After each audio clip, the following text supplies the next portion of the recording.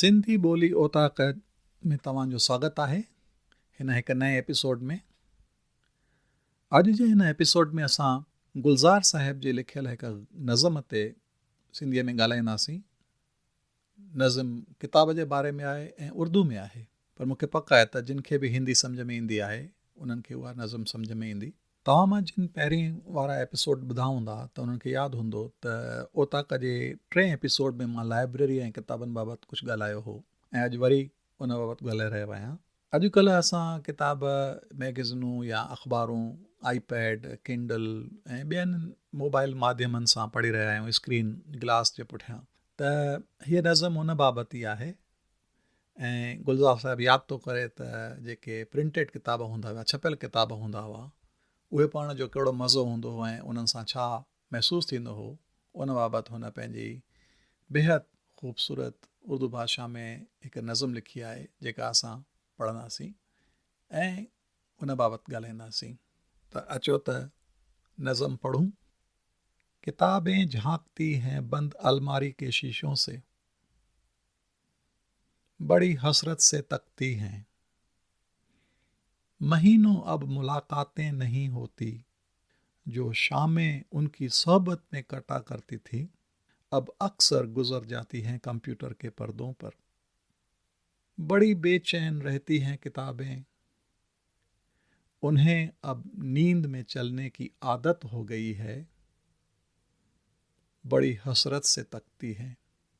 हिन मिसरा में जेके जुमला आहिनि उन्हनि में हिकिड़ो अखर आयो आहे हसरत। हसरत माना इच्छा, अफ़सोस रहिजी वञे त किताबनि खे कोई पढ़े कोन थो त किताबनि खे हिकु अफ़सोस थी रहियो आहे, दुख थी रहियो आहे, इच्छा आहे त ॿिया माण्हू उन्हनि खे पढ़नि। इहो हिकु उर्दू अखर आहे हसरत।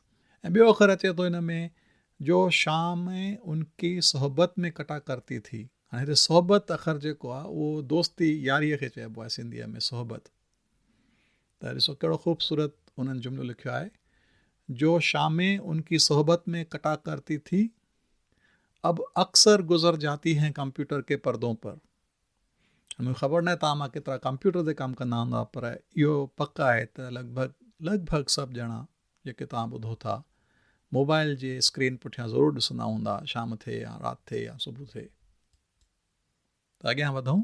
जो क़दरें वो सुनाती थी, गुलज़ार साहब चयो थो किताबनि बाबति, जो क़दरें वो सुनाती थी, जो क़दरें वो सुनाती थी कि जिनके सेल कभी मरते नहीं थे, वो कदरें अब नज़र आती नहीं घर में, जो रिश्ते वो सुनाती थी वो सारे उधड़े उधड़े हैं, कोई सफ़ा पलटता हूँ तो एक सिसकी सी निकलती है, कोई सफ़ा पलटता हूँ तो एक सिसकी निकलती है, कई लफ्ज़ों के मायने गिर पड़े हैं, बिना पत्तों के सूखे तुंड लगते हैं, वो सब अल्फाज जिन पर अभी कोई मैंने नहीं उगते। हिते गुलज़ार साहिब किताब जी हिकु वण सां भेट थो करे पियो ऐं ॿियो हुन ॿुधायो आहे त जो क़दरें वो सुनाती थी। क़दरें माना वैल्यूज़, नॉर्म्स, मुल्ह सिंधीअ में चइजे, जेके असांखे सिखियाऊं ॾींदियूं हुयूं किताब, उहे कॾहिं मरंदा कोन हुआ। वे कदरें अब नज़र आती नहीं घर में, जो रिश्ते वो सुनाती थी वो सारे उधड़े उधड़े से हैं। जीअं चइबो आहे न भई रिश्तो टुटी पवंदो आहे, धाॻो टुटी पवंदो आहे त उहो टुटी पवंदो आहे, उधड़े उधड़े हैं रिश्ते। ऐं हिते हिकिड़ो तमामु ब्यूटीफुल लफ़्ज़ यूज़ कयो आहे, कोई सफ़ा पलटता हूँ तो एक सिसकी सी निकलती है। जेको पेज थींदो आहे पनो किताब जो, उहो सफ़ा ऐं लफ़्ज़नि मां माना निकिरी वई आहे ऐं उन्हनि जी भेट करे थो, बिना पत्तों के सूखे तुंडे लॻते हैं। जीअं वण में सुकल काठी हूंदी आहे, सुकल टारी हूंदी आहे, उन वांगुरु पियो अॼुकल्ह लॻे। त हिकु भेरो वरी उर्दू में मज़ो वठूं।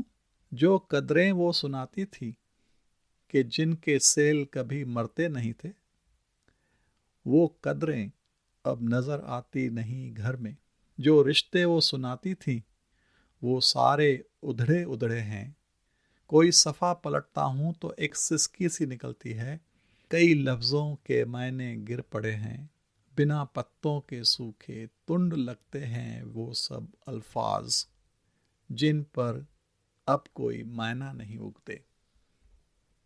बहुत सी इस्तिलाहें हैं जो मिट्टी के सकोरों की तरह बिखरी पड़ी हैं। गिलासों ने उन्हें मतरूक कर डाला। ज़बां पर जायका आता था जो सफ़ा पलटने का, अब उंगली क्लिक करने से बस एक झपकी गुजरती है।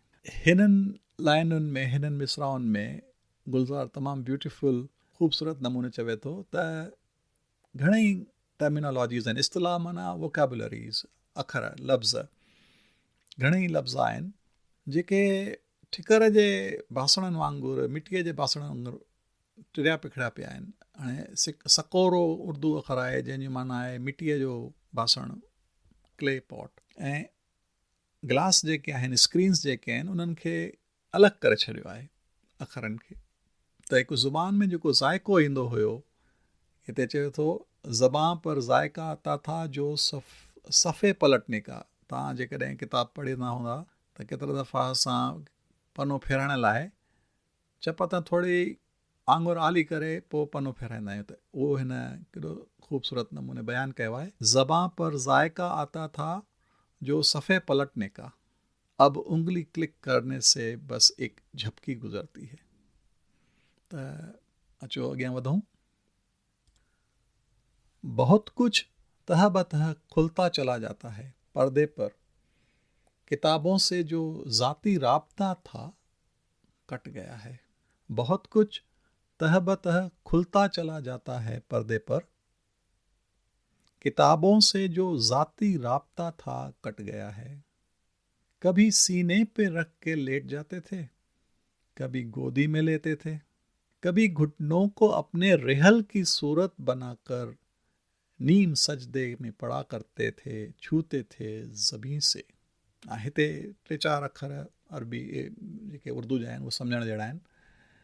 त किताबों से जो ज़ाती राब्ता था, राब्ता माना रिश्तो, रिलेशनशिप, उहो असां कॾहिं किताब खे सीने ते छातीअ ते रखी करे पढ़ंदा हुआसीं, कॾहिं गोदीअ में रखंदा हुआसीं, ऐं कॾहिं कॾहिं गोॾनि जे विच में पकड़े करे रखंदा हुआसीं। रेहल माना जेको चौकी थींदी आहे न किताब पढ़ण, ख़ासि करे धर्मी किताब पढ़ण लाइ तव्हां घर में ॾिठो हूंदो माण्हू चौकी रखंदा आहिनि, उनखे उर्दू में या अरबी में रेहल चइबो आहे। त कभी घुटनों को अपने रेहल की सूरत बनाकर नीम सजदे में पड़ा करते थे, छूते थे ज़बीं से। हाणे नीम सजदे माना प्रार्थना करणु। तव्हांखे जेकॾहिं ॾिठो हुजे घर में लेडीज़ जॾहिं किताब पढ़ंदियूं आहिनि त उनखे पूॼा वांगुरु खणंदियूं आहिनि, मथे ते टेकींदियूं आहिनि, निर ते रखंदियूं आहिनि। ज़बीं से, छूते थे ज़बीं से, निर सां छुहणु, ऐं नीम सजदे माना अधु प्रार्थना करणु। त असां किताब खे घणेई दफ़ा मथे ते लॻाईंदा आहियूं, त उनजो हिन ज़िक्र कयो आहे हिते गुलज़ार साहिब। त कभी घुटनों को अपने रेहल की सूरत बनाकर नीम सजदे में पड़ा करते थे, छूते थे ज़बीं से। छा त ब्यूटीफुल, छा त ख़ूबसूरत बयानु आहे हिते। ऐं आख़िर जो ही कुछ मिसराऊं, वो सारा इल्म तो मिलता रहेगा आइंदा भी, वो सारा इल्म तो मिलता रहेगा आइंदा भी, मगर वो जो किताबों में मिला करते थे, सूखे फूल और महके हुए रुके, किताबें मांगने, गिरने, उठाने के बहाने रिश्ते बनते थे, उनका क्या होगा, वो शायद अब नहीं होंगे। हिननि मिसरान में इल्म अखर वापरियल आहे, इल्म माना ज्ञान, नॉलेज। त गुलज़ार चए थो वो सारा इल्म तो मिलता रहेगा, मिलंदो रहंदो, पर किताबनि में जेके असांखे सुकल गुल मिलंदा हुआ, तव्हांखे जिन खे यादि आहे पंहिंजी जवानीनि जे वक़्त जूं ॻाल्हियूं, त थी सघे थो तव्हांखे बि किताब में कंहिं गुल विझी ॾिनो हुजे, कुझु सुगंधदार शइ विझी ॾिनी हुजे। ऐं केतिरनि ई हिंदी फिल्मुनि में तव्हां ॾिठो हूंदो, किताब किरंदा आहिनि, छोकिरो छोकिरी किताब खणंदा आहिनि, उन बहाने उन्हनि जूं अखियूं मिलंदियूं आहिनि, उन जा रिश्ता ठहंदा आहिनि। त उनजो हिन गुलज़ार बयानु कयो आहे त उन्हनि जो छा थींदो। वो सारा इल्म तो मिलता रहेगा आइंदा भी, मगर वो जो किताबों में मिला करते थे सूखे फूल और महके हुए रुके, किताबें मांगने, गिरने उठाने के बहाने रिश्ते बनते थे, उनका क्या होगा? वो शायद अब नहीं होंगे, वो शायद अब नहीं होंगे।